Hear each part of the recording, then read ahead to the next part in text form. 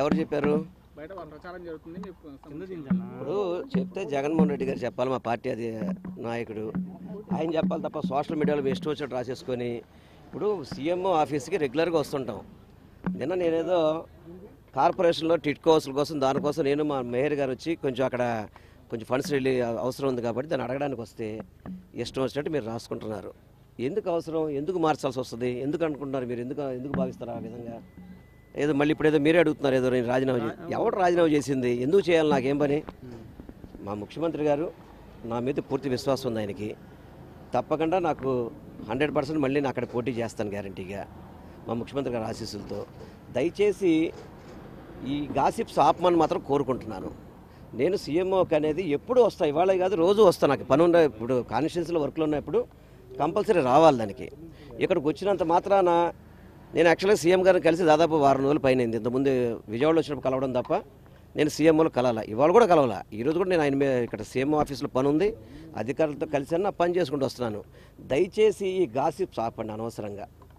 నేను విజయవాడ పశ్చిమ నుంచి జగన్మోహన్ రెడ్డి గారు నాకు తప్పకుండా అవకాశం కల్పిస్తారు, దాంట్లో ఎటువంటి డౌట్ లేదు. అనవసరంగా మీరే వంట వండడం, వడ్డించడం, వారించడం, బురద చల్లడం, మీరే కడుక్కోమని చెప్పడం అనేది భావ్యం కాదు.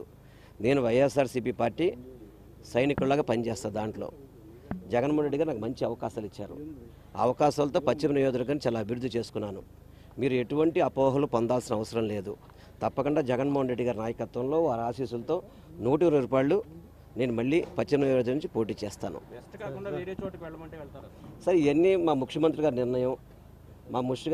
ఏదైతే మా ముఖ్యమంత్రి గారు చెప్తారో ఆ నిర్ణయం శిరసావించడం నా కర్తవ్యం. దయచేసి లేనిపోయిన అపోహలు తీసుకురాబాకండి. సెంట్రల్లో కూడా నా స్నేహితుడు మల్లాది విష్ణునే ఉన్నాడు. మేమందరం కూడా దేవినేని అవినాష్ కానీ, మల్లాది విష్ణు కానీ, అదేవిధంగా మా మేయర్ గారు కానీ, మా ఎమ్మెల్సీ రుహుల్లా గారు కానీ విజయవాడ నగర అభివృద్ధి కోసం అందరూ కష్టపడుతున్నాం. మాలో మీరు ఎవరు కూడా పొరపాటును కూడా ఏమీ తేవాల్సిన పని లేదు. మీ అందరం కలిసికట్టుగా ఒకే టీమ్గా పనిచేస్తున్నాం. మా లక్ష్యం ఒకటే, విజయవాడ 3 నియోజకవర్గాలు కూడా వైఎస్ఆర్సీపీ జెండా రెపరెపలాడాలి. అదేవిధంగా ఎన్టీఆర్ జిల్లా పార్లమెంటు కూడా 7 నియోజకవర్గాలు గెలవాలనేది భావంతోనే ముందుకెళ్తున్నాం. దయచేసి కొన్ని టీవీలు దయచేసి అపోహలు ఆపండి. దయచేసి మీ యొక్క రేటింగ్ కోసమో మా జీవితాలతో మీరు ఆడుకోబాకండి. దయచేసి మీరు అందరూ కూడా మీకు విన్నపిస్తున్నాను, ఇటు మీరు చెప్పిన ఏవి కూడా నిజాలు కాదు. నేను చూసే కొన్ని టీవీల్లో ఇష్టం వచ్చినట్టు రాసేస్తున్నారు. మమ్మల్ని పిలిచేశారు, మాట్లాడేశారు, తీర్చేశారు. ఏదైనా ఉంటే అధికారికంగా మన సీఎంఓ నుంచో వైఎస్ఆర్ పార్టీ ఆఫీస్ నుంచి వస్తుంది. ఇవన్నీ కూడా గాసిప్స్ నమ్మొద్దు అని చెప్పి రాష్ట్ర ప్రజలకి మీ ద్వారా కూడా కోరుకుంటున్నాను. చెప్తారంటే ఉమ్మడి కృష్ణా జిల్లా కానీ అన్ని జిల్లాల్లో మార్పులు ఇంత స్థాయిలో చేయాల్సిన అవసరం ఎందుకు వచ్చింది? జగన్కి భయం పట్టుకుంది తెలంగాణ ఎన్నికల తర్వాత అనేది ప్రధానంగా టీడీపీ చేస్తున్న ఆరోపణ. చంద్రబాబు కూడా మనకు కామెంట్ చేశారు. సరే, చంద్రబాబు నాయుడు ఏ రోజు కామెంట్ చేయలేదు.